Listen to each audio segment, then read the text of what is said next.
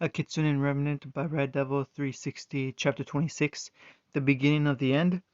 You've been quiet ever since we've left Konoha. Naruto, still clad in his orange jumpsuit, glanced up from the fire. Sorry, Ero Senin, I've just been thinking. He scratched his cheek absently. The large man sitting across from him scoffed in amusement. You thinking?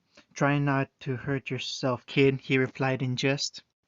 Naruto stomped down the knee-jerk reaction to angrily retort, inside continuing to glare into the fire.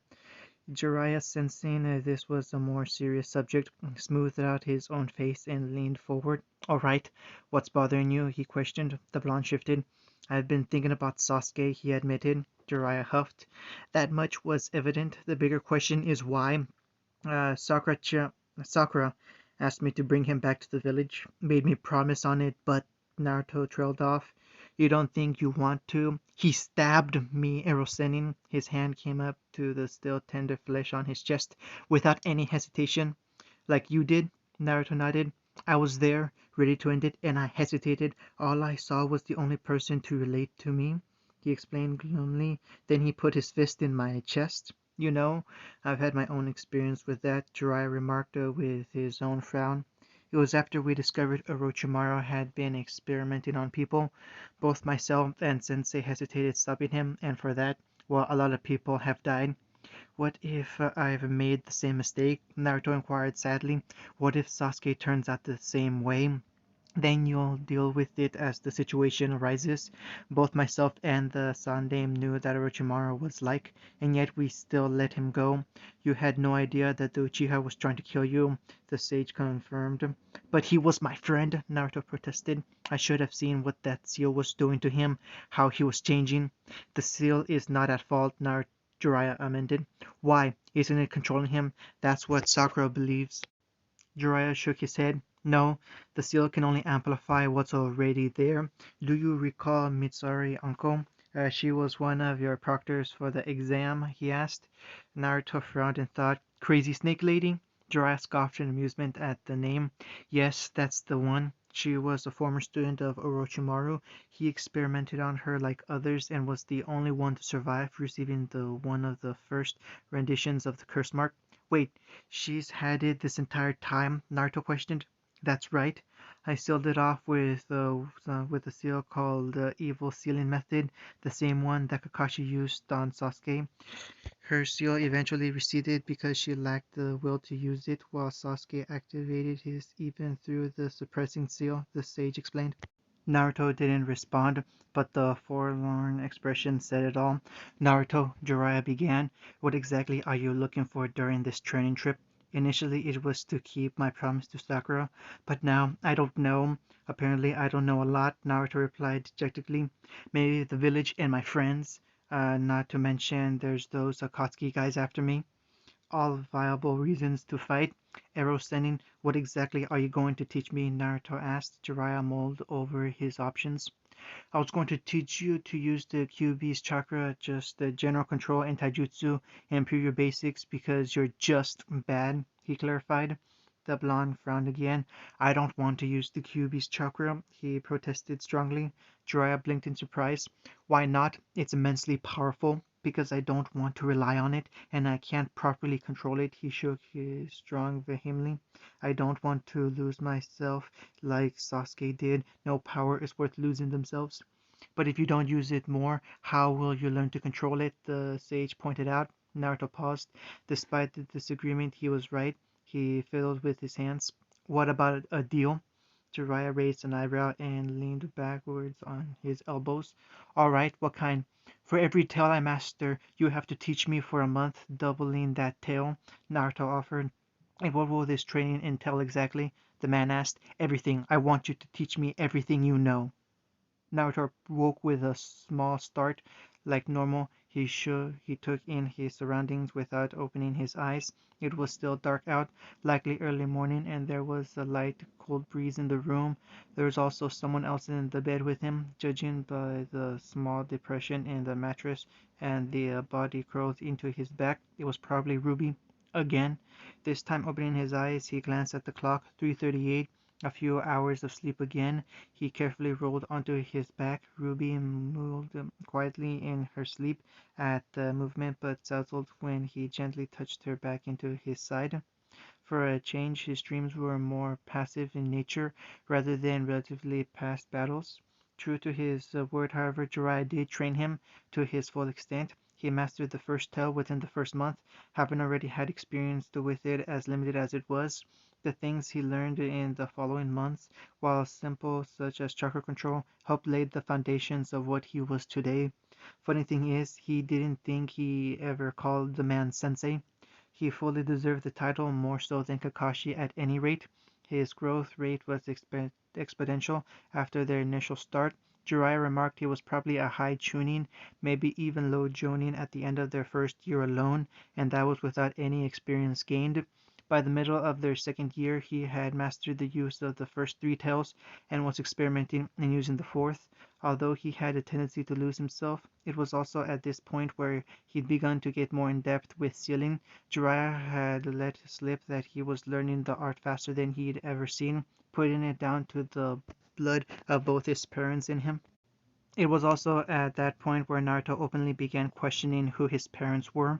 It was also when he and Jiraiya had their first true fight, when the Sages had refused to tell him of their identities. They had come to an eventual agreement, but at the time the argument had really hampered their relationship and the training suffered as a result.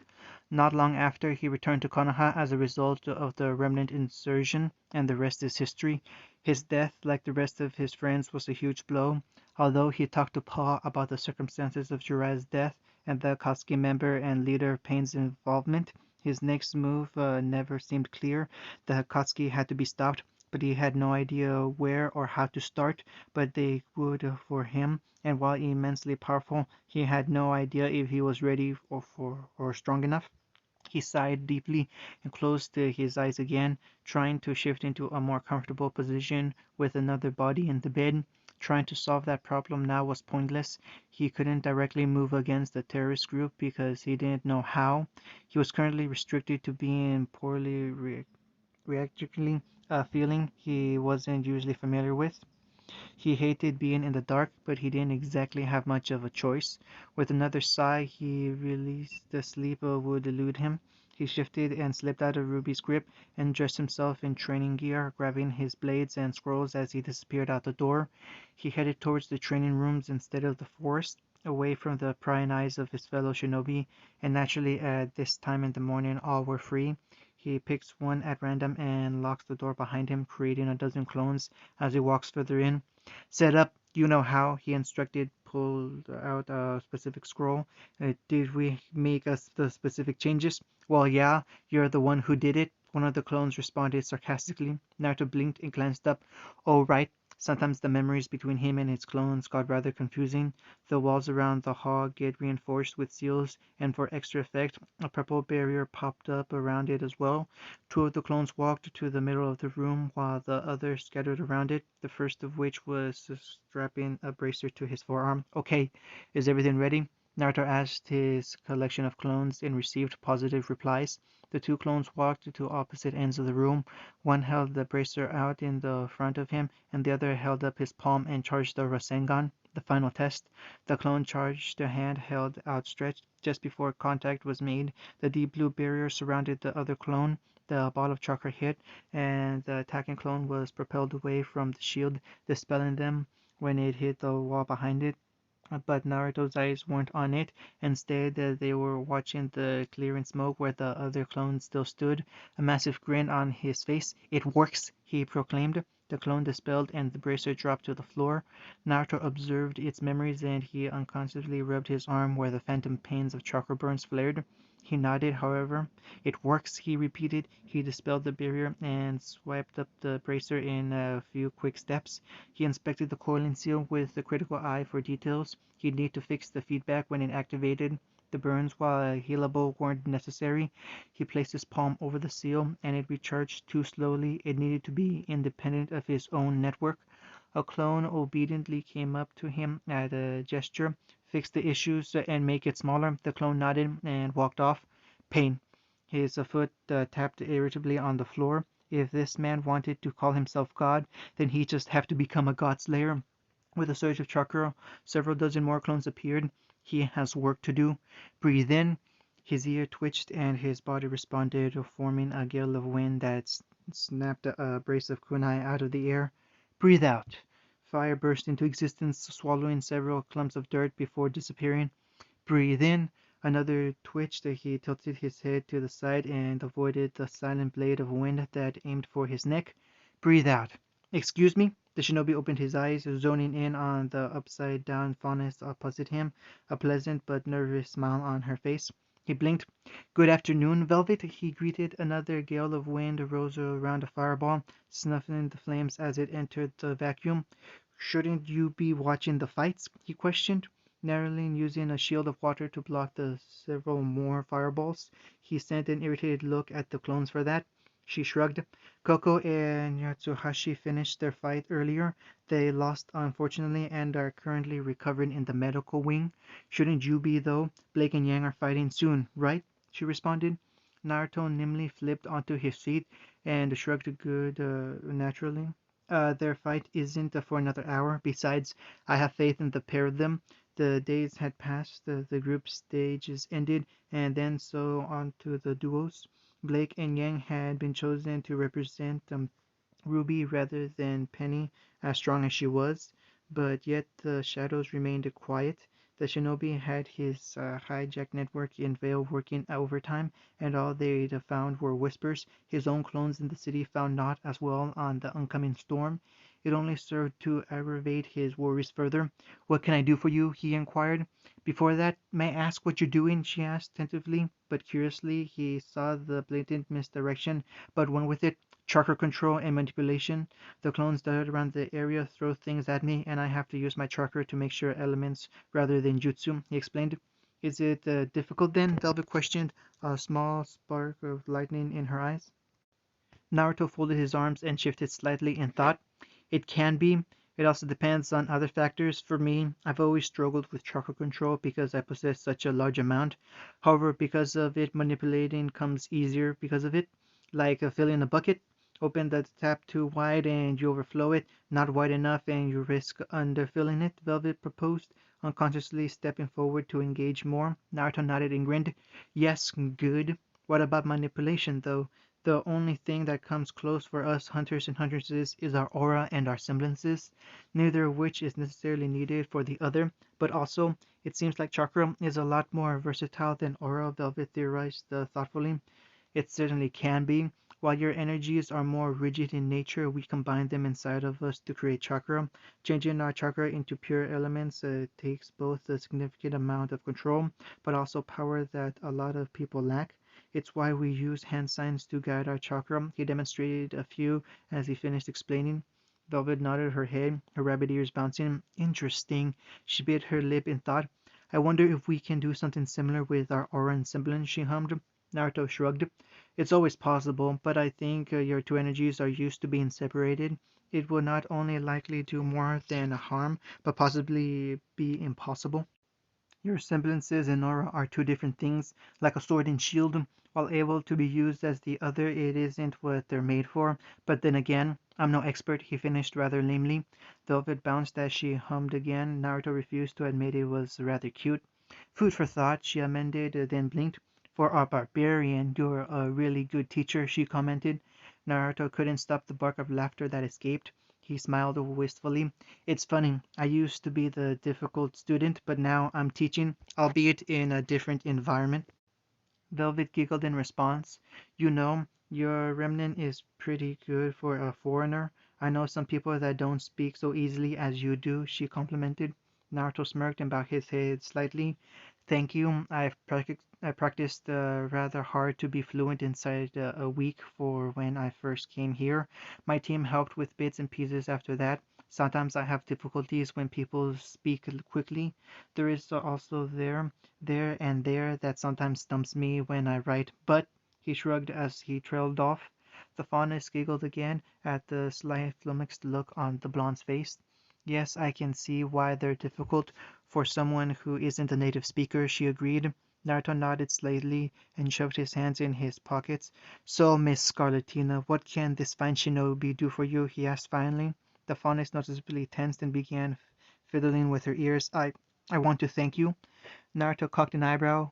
For the cafeteria, back at the beginning of the year, Velvet continued. She shrugged slightly. It wasn't hard to figure out who threw the apple, even if I didn't hear you talk about it, she revealed. I've wanted to say thanks for a while now. Coco finally told me to get it over with. Naruto smiled underneath his mask. You have nothing to thank me for, Velvet. I have a rather large dislike for bullies. He waved off.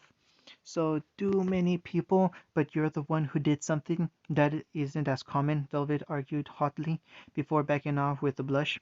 It's fine, Velvet, I promise, Naruto reassured. Velvet nodded uncertainly before grabbing both her ears. Come on, Velvet, pull yourself together, just like Coco said. His keen hearing picked up her whispers. He was about to inquire what she meant when she darted forward and wrapped her arms around him for all of 2 seconds and proceeded to run out of the room with an atomic blush. He snorted to himself in amusement. Just like Hinata, he compared unconsciously, immediately freezing after the comment was made. He huffed in annoyance more at himself and shook himself out of it. He glanced at the digital clock on the wall. Plenty of time.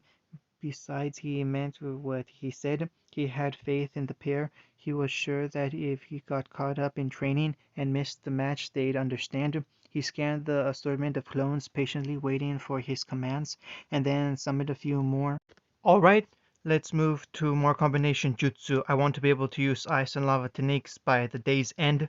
Naruto walked down the dorm halls at a faster than normal pace.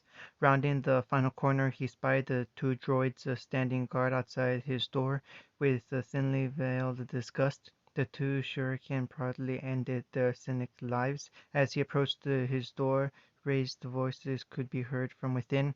He attacked me! Yang, camera footage and millions of viewers say otherwise. Winter, but Yang would never do something like this. Ruby next. Naruto stayed outside to see where this was going. And maybe other teams from Beacon and members of the school faculty would agree with you. And I myself know that under normal circumstances you wouldn't. But what I believe, hope to believe, is that this is not nothing more than a mistake from stress from a battlefield. As huntresses in training, you should be aware of the struggle of maintaining concentration, the battle clouding your judgment, seeing things that aren't there even after the fight has passed. The elder Schnee sister tried justifying. The blonde frowned and placed a hand over the door controls. But I wasn't. Yang tried prostrating again. That's enough, Winter interrupted. Winter, Naruto barked, shoving open the door. All the room's occupants turned to look in his direction. He gave the Elysian general a long look. Winter had a hard frown on her face. She glanced behind the shinobi at the collapsed forms of the droids, but she sighed instead. Fine. She turned back to the students. Whatever happened, it's my job to inform you that you're disqualified, she informed softly, turning a moment later to leave. Naruto watched her leave and then looked at the rest of his team in resignation. Well, this is a fine mess you find yourself in, Yang, he commented as he ran a hand over his face. But Yang once again protested, but halted when Naruto raised his hand. I know, he reassured. I know you, Yang. You're aggressive, but not violent. The shinobi moved further into the room and sat beside Blake and opposite Ruby. Yang smiled, but it didn't reach her eyes. You guys believe me, right? She asked, turning to the other pair. Of course, Ruby immediately agreed. Blake, however, seemed less sure, doing her best to avoid her partner's eyes. I had a friend that did something similar, promised me it was nothing to worry about. Naruto looked at the fauness with a small frown, already aware of the story and wondering why she was comparing him with Yang. But you're not him. I need you to promise me that he attacked you first, she implored. Yang nodded her head reassuredly. He attacked me? Okay. Blake smiled to herself, a small one, but it was there. Naruto leaned against the bed's headboard and folded his arms. What happened? He questioned. Yang sighed and launched into an explanation of her match against Mercury. They were fairly even throughout most of the match until the end when she overpowered him and won the match. And then at the end, as she was walking away, Mercury attacked her. She reacted by breaking his leg. And you saw it, clear as day, as clear as you see any of us? Naruto pressured. Yang simply nodded. What are you thinking? A new voice spoke. All but Naruto looked over in shock at Crow standing by the door. He smiled sadly. Hey, Firecracker. Naruto scrunched his nose up. What do you guys know of Genjutsu? He asked. Illusions? Blake translated. The shinobi nodded. The art of illusionary techniques. I'm not great at it myself. I have to use these seals to help manipulate my chakra. He gestured to the mark running along his arms. You think that someone set her up? Crow wondered. I'm saying it's not out of the question. While I wasn't there in person, none of my shinobi would have done so. They'd have nothing to gain, but they'd also make a fuss if they'd sense anyone doing it, Naruto explained. Ruby twitched. What if it was a semblance? That woman we fought against Roman used some sort of illusions, although hers were easy to spot once they broke, she put forward. Maybe someone similar in the White Fang or working with them has one, Blake offered. Naruto shared a look with Crow, who shook his head. Right now, it doesn't matter, Naruto waved off. Are there any other matches today? He asked. Ruby shook her head. No, they've been cancelled in light of what happened today. They'll start earlier tomorrow and finish later in the day, she told him. Have you decided if you're proctoring your own matches tomorrow? Blake wondered. Naruto nodded. Yeah, I decided to give it a shot. We only have a dozen pairs with us to complete, so they'll be held before the finals to allow the competitions a chance to relax. We'll be there to watch you, Ruby assured. Naruto frowned. Why? I'm not exactly doing much, he protested, but Ruby just shrugged. No use arguing, Blake sighed. Trust me, I know, the shinobi replied slightly, but with a smile. He stood with a small grunt. All right. Just because you're not in the tournament anymore doesn't mean that I can't train you some more, Naruto announced. I think I might sit this one out, Yang murmured, looking down again. Naruto didn't push her, knowing she needed some time to think. Ruby and Blake nodded, understanding as well. We'll get out of your hair, Blake agreed as she and Ruby headed for the door. Naruto pressed a hand onto his fellow blonde's head reassuringly. Keep your chin up, girl. You have nothing to be ashamed about, he encouraged with a smile. Yang smiled in thanks, her eyes brightening a spark, but didn't answer. Naruto left it at that and followed the pair of girls out. He knocked on the door, and surprisingly, Ren answered. How is she? He questioned, opening the door wider, revealing the rest of Team Periwinkle awaiting the response. She's doing the best she can, Blake clarified sadly. I heard that Mercury went back to Haven to be with his family, Ruby revealed. Convenient. No one can question him about his point of view, Naruto pointed out. Well, if there's anything we can do, just ask, Whis offered with a small smile. We were just about to head down to the training rooms. I was going to run some drills. Interested? Naruto explained. We'll join you. Someone has an important match tomorrow. Nora grinned, somehow already decked out in her training clothes. Naruto's eyes swept over to the redhead sitting quietly on the bed. He hadn't failed to spy the girl's poor mood in the most recent days, the result of a meeting with the headmaster. You coming, Pyra? He asked, trying to see if he could improve her mood. If she wanted help, she'd come for it. He wouldn't pressure her. Pyra looked incredulously for a moment before she sighed and nodded. Let me change. I'll be right out. She agreed, and the shinobi nodded, disappearing around the hall, Ruby and Blake trailing behind. All right, you've all been chosen because you've shown the most potential during the opening phases of the exam. Make no mistake, you'll be watched not only by our Kages, but thousands of other shinobi and millions of people from Remnant. Naruto began assessing the sea of eyes staring back at him in mild admiration. There are two rules once you enter the arena. My word is law, and no killing. Other than that, anything goes. Am I clear? He received a wave of eager nods. Uzumaki-sama, they're waiting, a shinobi called from the entrance of the lockers.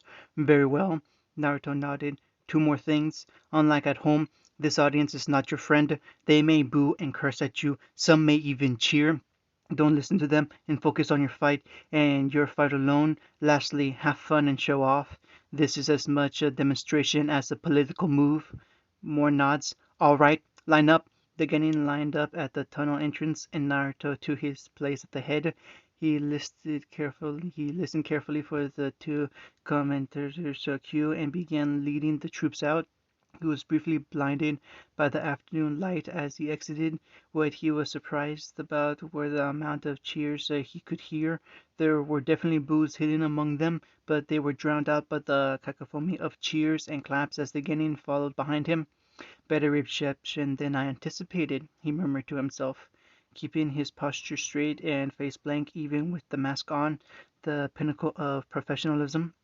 He stopped and turned to his trail of Genin, who stopped with him and lined up facing him. Before you fight, you will stand before me and bow to the Kages behind you. You will then turn and bow to the rest of the crowd in respect, and finally me. After I nod, you will split to the opposite ends of the arena, stopping at 100 meters. You will bow to each other, and then I will start the fight. I will stop it if I deem one of you the winner. Understand?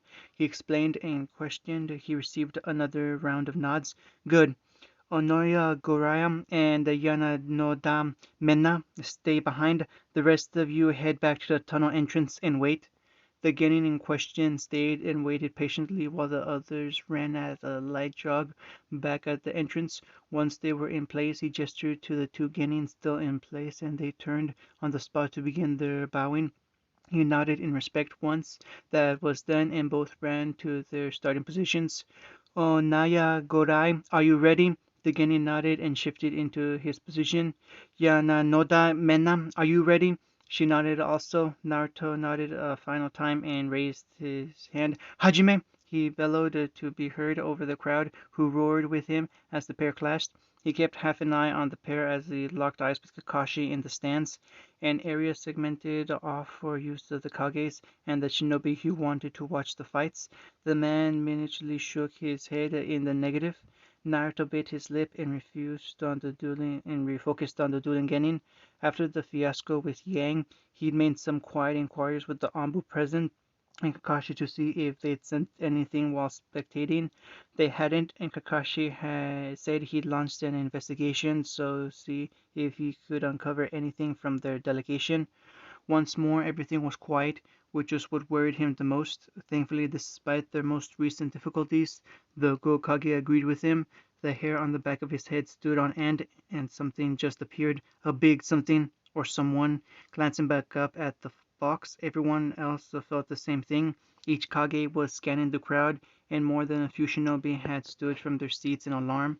He allowed the fight to continue as he too began hastily searching. Naruto, above, high on the stadium, Kurama spoke urgently within him, the first time he'd spoken since the fight with Itachi and Kisame. Naruto's head shot up, and he spotted the distant figure topped with orange hair, standing tall on the rim of the stadium, hands outstretched. Shinra Tensei! Naruto's hand disappeared into his pouch before the chakra had even begun surging. End of chapter 26.